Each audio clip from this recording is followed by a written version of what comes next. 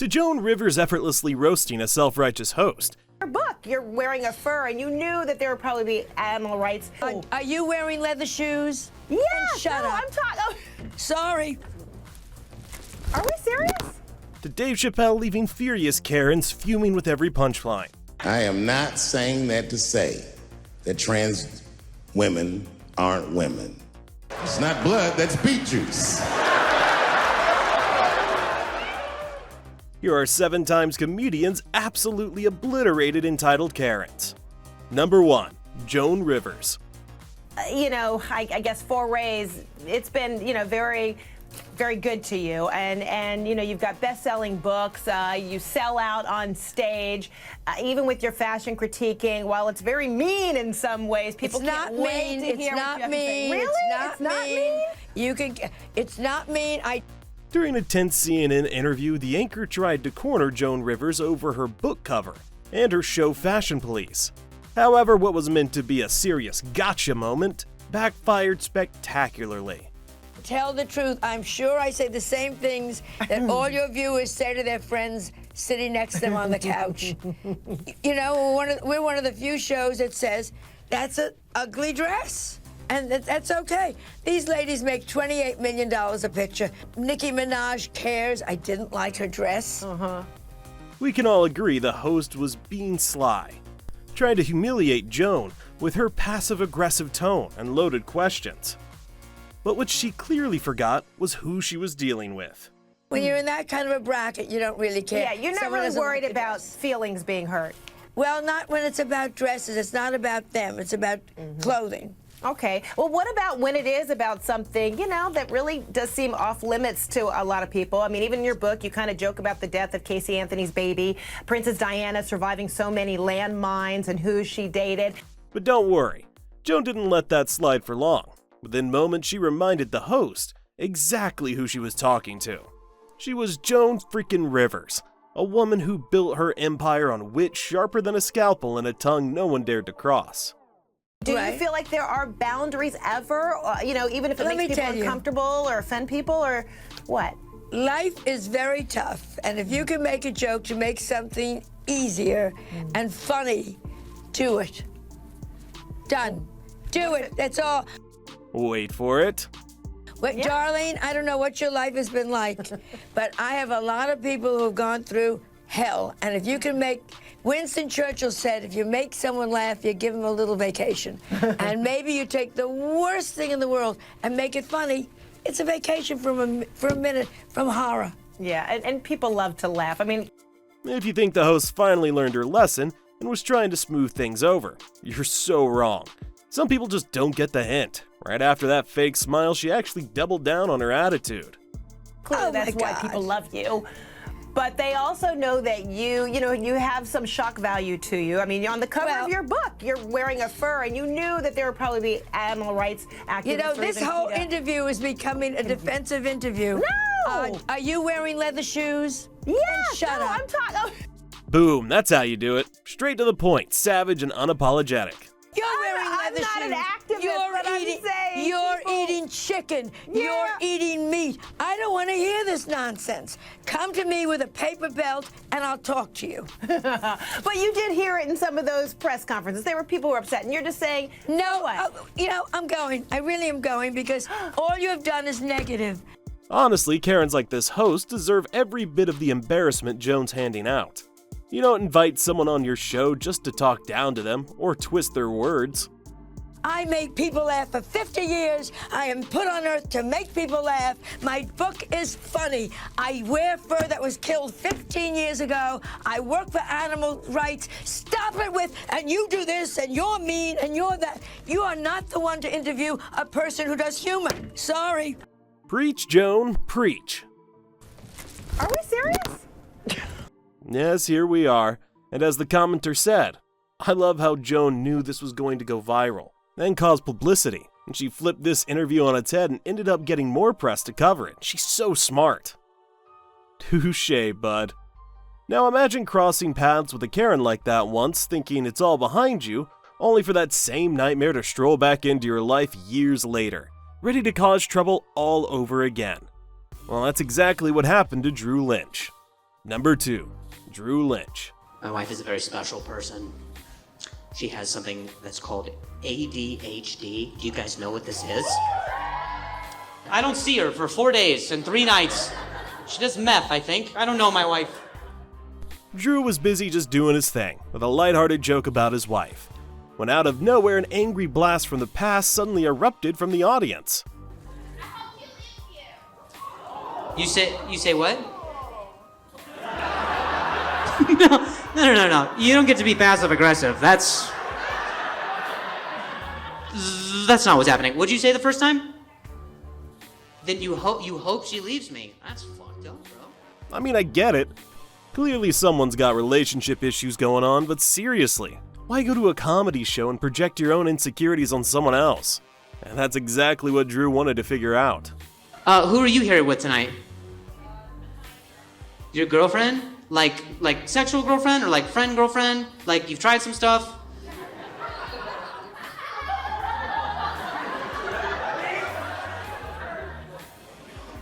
You say what? You went to high school with me. Wow, small world, huh? What a lovely way to reconnect. By shouting, you hope their wife leaves them. So heartwarming. But don't worry, folks, because when you mess with a comedian, you better be ready for combat. What's your name? Janelle? Okay, cool. What's your last name? Okay. You say what? You were in tech theater. Nice. Okay. Well, I don't remember you being such a bitch then.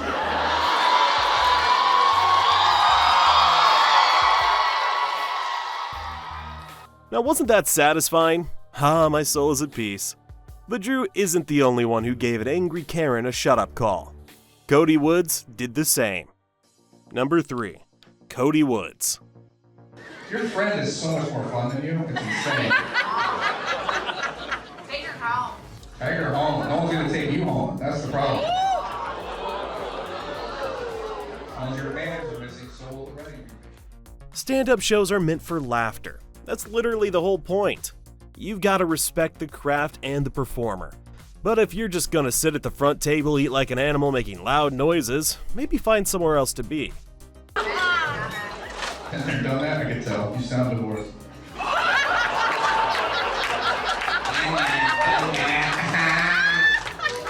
Ready to fuck this for 30 years? Been there, done that.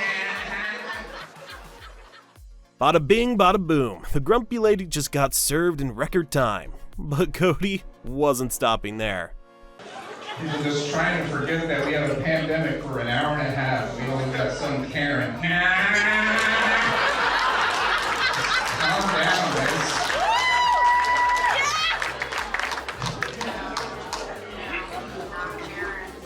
You're not Karen? What's your name? Gigi? Ugh, pretty sure that GG is 2 abbreviated letters short for Grumpzilla Grandma. Maybe you have like the shirt of a Gigi. It's very working the corner. Gigi, come here. Look for a chicken twister around the corner. You know what I'm saying? But what's her heckle? Chicken's good. All right, that's a little Christian Eagle bait. What do you think about these scissor sisters disrespecting the Lord? Now, you'd think a normal person would feel embarrassed and stop being a pain in the behind, right? But the thing is, Karens aren't normal people.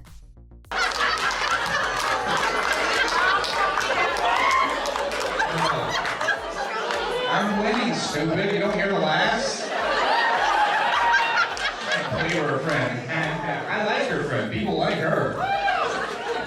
Yeah. Do not take me down with her. Turns out the woman wasn't even alone. She had a friend with her, who was totally chill and just trying to enjoy the show. But sadly, our resident Karen was making things awkward for everyone, including her poor friend. You were just eating your food. That's how you don't enjoy a comedy show. You just eat the food. You don't have to fucking do an audible Yelp review. No. They just hate me and eat their fries. Say that to people. Just laugh, man. So become a queen. Just let it out. Clinking of forks, the attitude, and the non-stop noise, it was getting out of hand. By this point, Cody had officially had enough. And now, he was just obliterating her with no filters. We know you can't breathe. This shit sounds like a shit horn.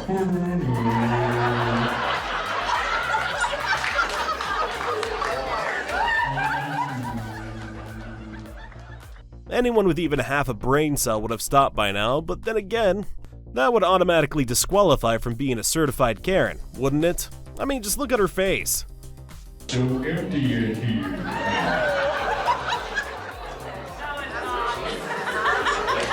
That's not how she gets around. You just call her a whore. I don't know why you hear that. There's the smile. There's the serotonin. I know the Prozac comes down. To be fair, Cody actually managed to get her to crack a laugh. Miracle, right? But did that mean she suddenly chilled out and the crowd got their peaceful, happy ending? Yeah, not even close. Hey guys, I'm gonna tell you something else. I'm not as nice as Cody. And if I feel like you're disrupting the show, I'm gonna tell you about shutting the fuck up. After Cody wrapped up, the Karen tried pulling the same tired antics with Josh Wolf. But unlike Cody, who had the patience of a saint, Josh wasn't about to go light on her. This time, she was about to get a full dose of her own medicine. If I feel like you're disrupting the show and not making it fun for people around you, I have zero tolerance for it, and I will freak you out like that. Everybody hear that? Just real quick.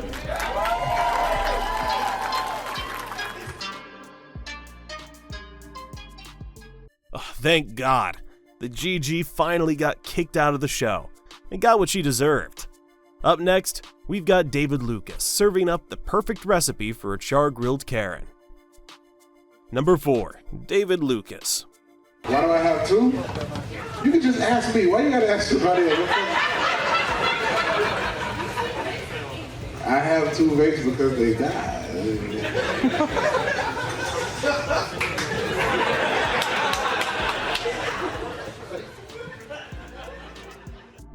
It all went down at Side Splitters Comedy Club where David was in his element. But then suddenly one big angry Karen decided to audition for How to Ruin a Good Time 101. Apparently, seeing everyone vape twice was too much for her delicate sensibilities. She wants some attention. I mean, you know, David. Where your husband? I'm not trying to fuck you, lady. It's been a long time since I fucked a fat bitch. I ain't trying. That's right, buckle up, Buttercup, because when you try messing with a comedian, you're gonna end up being the main course on the night's roast menu. I couldn't handle you, you're right, I got a bad back. I physically couldn't handle you.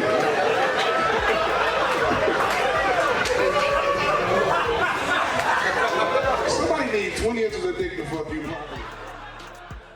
Believe it or not, this was just the warm-up.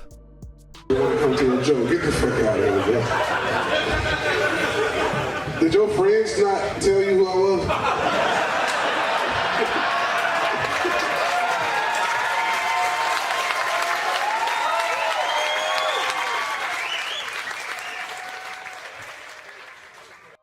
No, really? Did they not tell you? I mean, if you're gonna heckle someone, maybe don't pick David Lucas. The man roasts hecklers for breakfast. You never want to YouTube my name?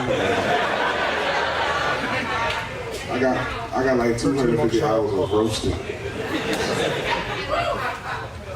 No, bitch, I got 105,000 followers on Instagram. Imagine paying to see a comedian sitting in his crowd at his show, and then having the audacity to say he doesn't even have enough followers online. Hold up.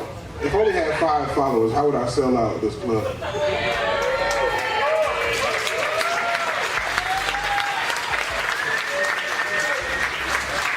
You see all these people that support me? Nah, bitch, shut up. Sheesh. Look around you. You're literally in the follower section yourself. You don't gotta tell me I'm amazing. I already know it. Joe Rogan's my friend.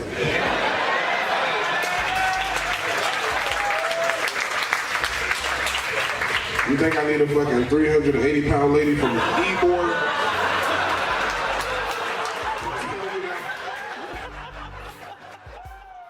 And David was on fire. But our brave Karen wasn't ready to sip it anytime soon either. Body positive, fuck that shit, man. You can't just eat what you want and expect me not to notice, you know what I'm saying? What do you mean? Which one of your friends bought these tickets? You set this bitch up. I agree. On that note, here's a public service message, folks. If you have a buzzkill Barbara in your gang, maybe don't buy her a ticket to a comedy show next time. Hey, get this bitch out of here, man. I don't want to fucking see her face anymore, man. Get out of here, BT, get out. That's right, woman. Time for you to leave. Hopefully this lady remembers this humiliation for a good long while. But some people are simply beyond repair. Just like the biggest Karens to grace daytime TV, the host of The View, particularly Sunny Hostin. Number 5, Gutfeld.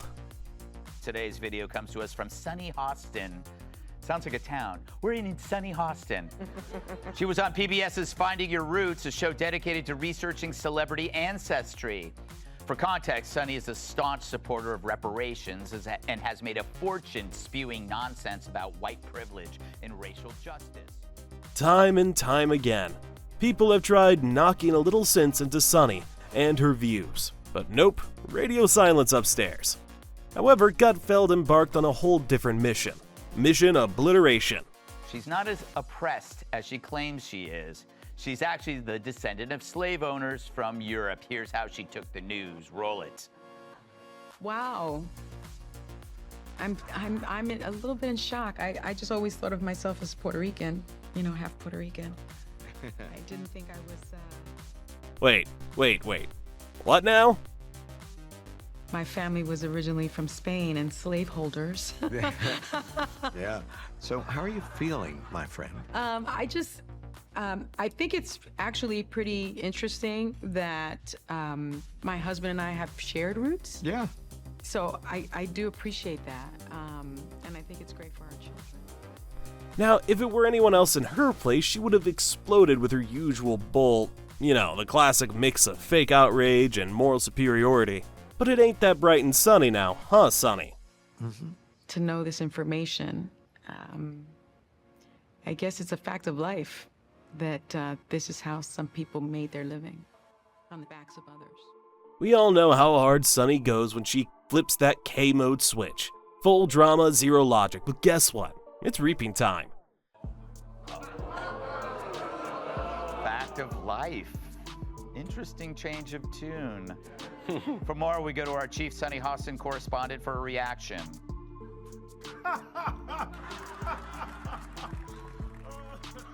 It's going to be so awkward on, new episodes of The View when she tries to pull the race card. Yes. And then she's like, America is racist. And then they're like, yeah, they might be racist, but they're not like slave owner racist. like somebody that we... That's so true. Yeah. Oh, I'm going to milk this till the end of time. This commentator nailed it, saying, she's the biggest hypocrite there is. And I couldn't agree more. If she is shaming descendants of this, will she continue to do that when she is now one of them, Dana? And it is funny. She is so wrapped up in identity, and she had no idea who she was. Well, everyone there took their shots at Sunny. Dana Perino truly made everyone else lose it. Well, now we understand why she always makes Whoopi get the coffee.